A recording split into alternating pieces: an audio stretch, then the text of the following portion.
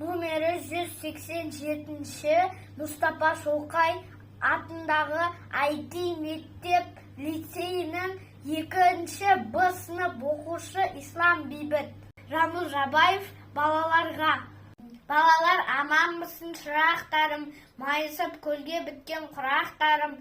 Жүрмесем есен десіп тұра алмаймын, ішінен асып кетсе бір аптаның. Қонаққа келді міне Жамбыл атаң, сан жылдар жүк көтерген бүкір жотам. Қарт бабаң дәуіріне мейірі қанған, қуанып жастығына сендей ботам. Білемін өмірлерің тұрған жайнап, күндіз түн жастық үшін жарық сайлап, ай жұлдыз, күннің көзі, жел менен су, бәрі де сендердікі әлемге айғақ.